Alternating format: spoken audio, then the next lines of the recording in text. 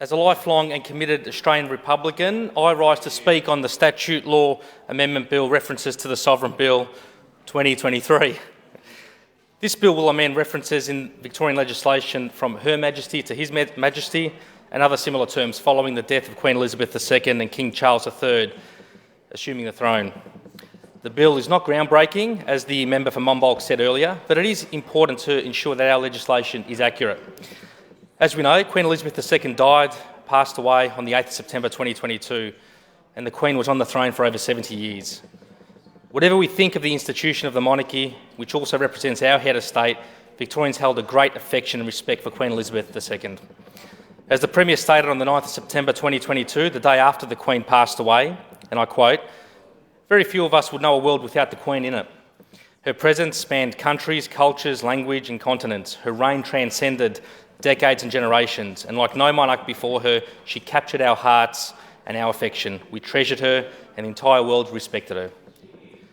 And in this context, as part of my contribution, I would like to just touch on how much Victoria has changed since Queen Elizabeth II was first crowned on the 2nd of June 1953 to when her son, King Charles, His Majesty, was crowned on the 6th of May 2023.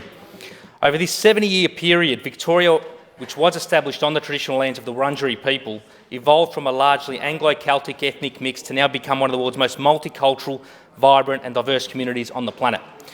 In 1953, the Queen's first Australian Prime Minister was Sir Robert Menzies, the first of what I believe was 16 Australian Prime Ministers who served under her reign. Upon taking the throne, John Cain Sr. was the Premier of Victoria, with 12 Victorian premiers serving under the Queen's reign too.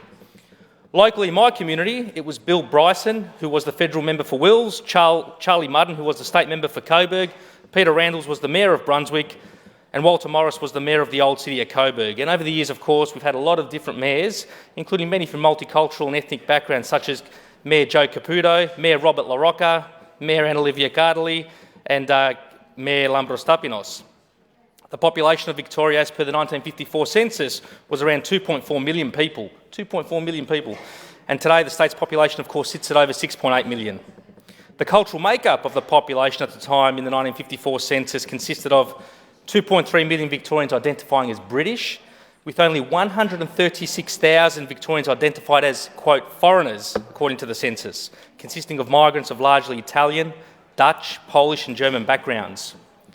2.1 million Victorians, the overwhelming majority of people in this state, identified as Christian, and just 26,200 Victorians identified as non-Christian.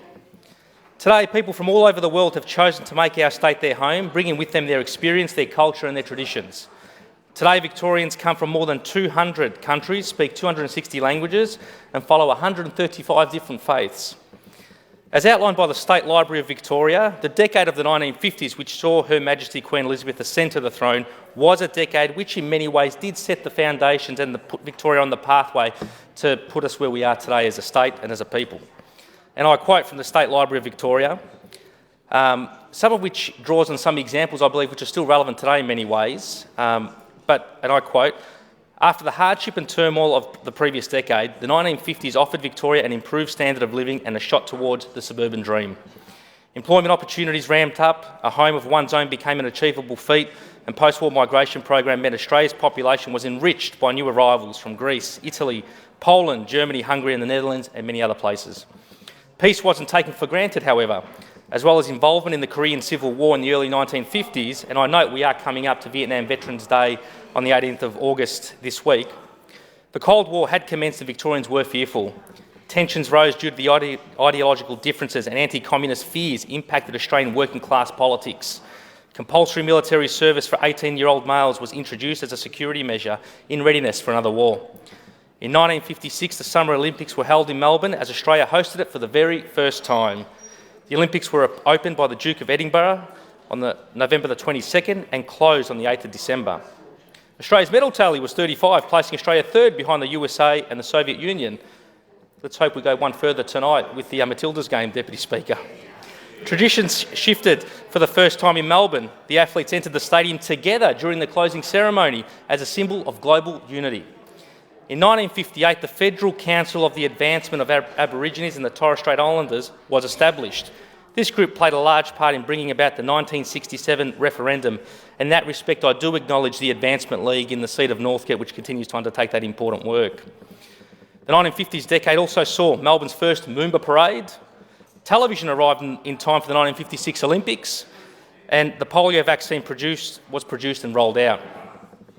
Queen Elizabeth II, of course, arrived for the royal tour with the Queen landing on the 24th of February 1954 at Essendon Airport on the border of my electorate, and whose flight paths very much go over the seat of Pascoe Vale. It's very likely she flew in over Coburg or Pascoe Vale.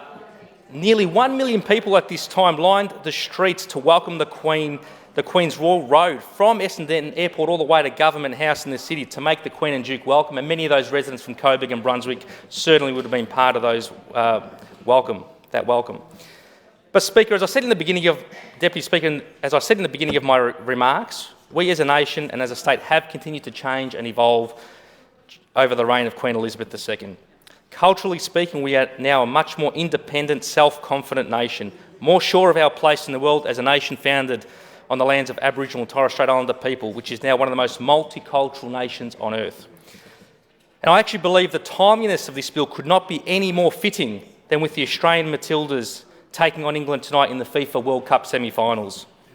As described by Craig Foster this week, who's chair of the Australian Republican movement and a former Socceroo, and I quote, "This game tonight means different things to different Australians. For some, it's just kicking a ball. For others, we could call it the Terra Nullius game, or the Republic game, or perhaps better, the historical derby, recognising our shared history by elevating First Nations impacts while celebrating all that is good between us and the positive legacies of our British traditions. In fact, it is all three. Emotionally modern Australia, it has no greater significance than any other matches because many of our ties have long faded. It's simply a chance to make the FIFA Women's World Cup final, which says everything about Australia today. But in doing so, let's remember, though, that Australia's head of state will be barracking for the opponents. And it's high time, Craig Foster says, that this changed. Go the Matildas, and long live the Australian Republic. I commend this bill to the House."